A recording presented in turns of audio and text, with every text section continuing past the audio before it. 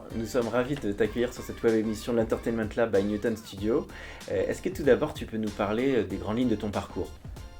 Merci de me recevoir. Les grandes lignes de mon parcours remontent évidemment au siècle dernier, du coup, avec un goût pour les activités commerciales, formé à l'EDRAC Business School et avec une envie de découvrir le monde de l'entreprise par le développement commercial. J'ai fait mes armes après dans la finance et le développement commercial des produits financiers. Ça a duré quelques temps, j'ai aimé ça, j'ai aimé l'évolution vers la gestion de fortune, j'ai ensuite découvert le courtage pour la clientèle privée, et puis dans ces rencontres, dans l'univers professionnel, j'ai été amené ensuite à m'intéresser aux histoires de networking et de réseau, parce que lorsqu'on présentait un peu nos métiers, on rencontrait des apporteurs d'affaires, des notaires, des avocats, des experts comptables, et voilà, et j'ai fini par évoluer vers un univers plus networking en créant un réseau interprofessionnel. Et l'histoire après m'a amené à créer une agence de communication digitale qui n'a finalement pas été un grand écart, mais une conscience de mieux connaître les gens que je rencontrais et de faire en sorte que leur profil corresponde à la réalité de leurs compétences professionnelles. Et alors je crois aussi que tu travailles avec Engel & Volkers. Est-ce que tu peux nous parler, en tant que responsable du digital, nous parler de cette activité que tu as et aussi de cette société ? Alors, c'est un accompagnement pour Engel & Volkers qui, sans être responsable du digital, mais dans l'accompagnement de la communication digitale, pour que la marque soit installée en France, au titre de l'agence Double Numérique. C'était une des missions que de pouvoir accompagner et aider à positionner une marque dans son arrivée sur le marché français. 45 ans dans le monde, mais très peu présent en France ces dernières années, arrivée récente. Et voilà, donc une mission de création de contenu et d'accroche pour, je me répète, installer la marque et aider à créer du contenu positif. Alors je crois que ta mission est assez inédite, tu dois commercialiser des châteaux qui sont en France, c'est pas commun comme on dit. Comment tu vois cette mission, quel style de marché ça représente et puis quels outils de communication, même digitaux, peuvent permettre de toucher ces clientèles ? Alors comme je le reprends souvent sur les bios dans mes comptes de réseaux sociaux, j'ai un pied dans le digital, un pied dans l'immobilier, et les deux sur une roue électrique que je conduis depuis 2013. La mission particulière de développer un département château, en complément de la communication digitale, c'est que pour pouvoir bien parler du métier pour mon client, je me suis mis à le pratiquer et à m'intéresser au département château qui me rendait un peu plus libre et plus intéressant en termes de profil avec les clients propriétaires et les acheteurs. Donc mélanger les deux a été assez naturel pour une question de respect d'agenda et en même temps de capacité à servir le client. Alors justement, parlons d'immobilier plutôt de prestige ou premium, puisque c'est ce style de produit. Est-ce que tu peux nous parler un petit peu des enjeux de communication dans ce marché ? Et puis, pour toi, quel style de communication tu préconises sur ce style de marché ? Alors la communication qui peut être préconisée sur un positionnement haut de gamme effectivement pour l'immobilier de prestige, il y a des acteurs historiques depuis longtemps. Il y a un nouvel acteur entrant. Qu'est-ce qui peut créer une différence au profit d'une population habituée à cette communication haut de gamme ? Et elle passe par l'installation finalement d'un professional branding, d'une marque et de son univers lifestyle et la crédibilité qu'il peut y avoir derrière. Donc c'est faire comprendre que c'est un métier déjà connu, mais avec une approche qui permet d'intégrer une valeur ajoutée, une confiance supplémentaire, pour rassurer les propriétaires, rassurer les acheteurs. Donc c'est distiller tout doucement des informations présentant la valeur ajoutée du groupe par rapport à un autre.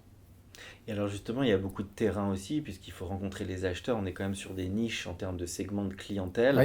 Comment le digital, il sert ça finalement ? Alors le digital permet de servir la mission sur le terrain en permettant, par la création de contenu, d'être le reflet de cette valeur ajoutée, c'est-à-dire on va sur le terrain, la façon de capter des informations, de valoriser un bien, de scénariser un petit peu l'univers métier par des testimonials, une façon de présenter nos biens, mais de le présenter au cours de sa vente, c'est-à-dire très en amont, au moment de la vente, à l'issue, et de montrer que c'est un parcours humain et immobilier bien sûr, mais que derrière, c'est avant tout une histoire de professionnel au travail. Donc il y a des nouveaux contenus qui sont en train d'émerger, qui sont plus uniquement une photo ou une vidéo simple, mais qui vont travailler sur un vrai storytelling. C'est l'idée. C'est pas encore, ce storytelling dans le cadre de l'immobilier n'est pas encore très pratiqué parce que c'est du temps. Et généralement, quand c'est déjà un métier qui prend beaucoup de temps pour une histoire de, de professionnalisme dans les démarches administratives. En plus, on est une maison qui attachons une importance très forte au process en amont. Les notaires aiment beaucoup parce qu'on arrive avec des dossiers très bien ficelés, très bien montés, de manière à bien protéger les acheteurs et à soigner nos propriétaires. Et donc, il faudrait y passer beaucoup de temps. Donc l'idée, c'est d'essayer un certain nombre de choses et de voir à terme ce qui peut être généralisé, en tout cas chez nous. Comment tu vois le pouvoir d'une marque dans cet univers? Parce que finalement, vous vendez aussi des produits qui sont d'exception et qu'il faut aller chercher chez vous.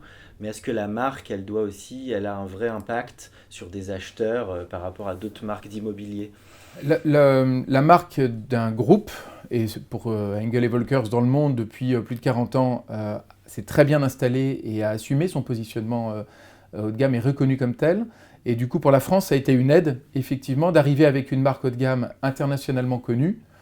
Le revers de médaille, c'est qu'elle n'était pas nationalement connue. Ce n'est pas forcément évident dans l'univers de certains de nos propriétaires français de faire comprendre qu'un groupe allemand a sa place et peut les accompagner. Il y avait quelques réticences historiques. Et finalement, tout ça s'est compensé par la qualité et le professionnalisme. Donc, ça a fini par... l'importance de la marque a joué énormément. Alors, tu as cette mission vraiment au sein de l'annonceur, mais en même temps, tu es communicant. On est sur un sujet autour du storytelling, du brand entertainment. Pour toi, qu'est-ce qui fait un bon storytelling de toutes tes expériences? Le bon storytelling, pour moi, c'est de générer l'envie.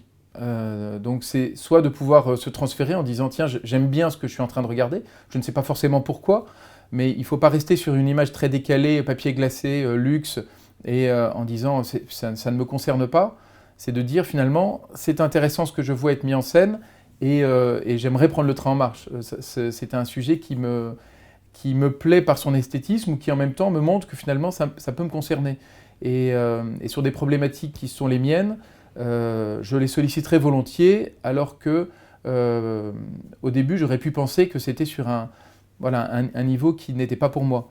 Et donc on a des demandes très variées, et maintenant on développe en complément du résidentiel maintenant le commercial et la location. Donc notre spectre est beaucoup plus large, mais comme toute démarche allemande, on a commencé un pas après l'autre. Et du coup, l'installation de la marque et l'évolution de nos services se sont faits avec le temps. Et donc aujourd'hui, le storytelling permet d'aller toucher la population que l'on souhaite et de raconter une histoire. Comment on gère l'aspect fidélisation? Parce qu'on est sur un marché où chaque produit s'adresse à une catégorie de clients qui ne va pas racheter demain. Et en même temps, aujourd'hui, c'est important de fidéliser des clients. Comment tu vois cet aspect sur ce marché? Alors la fidélisation de nos clients sur effectivement des marchés où la consommation est peu régulière, elle est dans la capacité d'ancrer la confiance et de leur permettre d'être nos propres ambassadeurs. Donc c'est plus une fidélisation de fierté rattachée à la marque en disant je suis passé par eux, voilà pourquoi j'ai aimé, n'hésite pas à le faire. La fidélisation, elle est dans le plaisir de pouvoir reparler de nous à l'issue, mais pas forcément évidemment de nous ressolliciter régulièrement puisque ce sont des acquisitions peu régulières. Alors, pour finir, on parle aussi de brand entertainment. Ça, c'est une croyance autour du rapprochement entre le monde du divertissement et le monde du marketing, parce qu'il s'agit de créer plus de relations entre une marque et des publics. Qu'est-ce que ça évoque chez toi? Est-ce qu'il y a des exemples d'opérations que tu as pu mener qui faisaient écho? Est-ce qu'il y a des marques que tu trouves très inspirantes en la matière aujourd'hui? Vers quoi, pour toi, pourrait évoluer un petit peu la communication? Alors, pour le brand entertainment, c'est une question qui est très en amont pour nous parce qu'il n'y a pas eu beaucoup de nouveautés dans l'univers de l'immobilier. On a eu quelques réflexions dans le cadre des derniers salons dédiés à ces professionnels. Le salon Rent, Real Estate and New Technology, qui justement permet de rencontrer des professionnels et de parler d'innovation dans la démarche. Mais c'est plus en matière d'outils et on n'a pas encore trouvé la bonne façon. Et j'aimerais qu'on soit justement le premier groupe qui prenne le tournant d'une belle originalité en matière de communication sans perdre son positionnement pour bien ancrer le côté lifestyle et luxe que nécessite ce marché pour nous. Est-ce que dans d'autres univers, tu as vu des exemples que tu trouves très inspirants? Alors ça va vous surprendre, mais parce qu'on n'y pense pas immédiatement et à chaque fois que j'ai l'occasion de regarder en détail, je suis impressionné par la communication de l'armée de terre. Dans le ministère de la Défense, je trouve qu'il y a une énergie, une originalité, une capacité à remplir tous les objectifs qui se fixent par une qualité technique, par un respect pour le recrutement, pour les familles, pour la mission qu'elle a leur. C'est pour moi un exemple de très très bon sur toutes les nouveautés et les innovations qu'ils mettent en place. Ok, et puis dernière question sur peut-être l'aspect divertissement. Est-ce que toi, en tant que spectateur, qu'est-ce qu'aujourd'hui tu visionnes entre de la série, du film, de la musique, jeux vidéo? Comment tu vis cette partie entertainment? Alors, je la retrouve plus.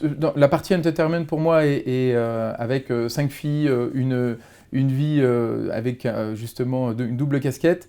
Il n'y a pas tellement de séries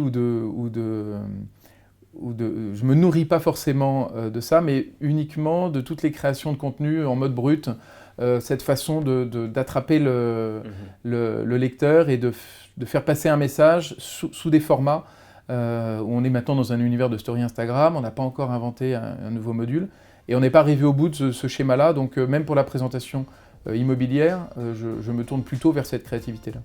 D'accord. Eh bien, merci beaucoup, Benoît. Mais c'était un plaisir.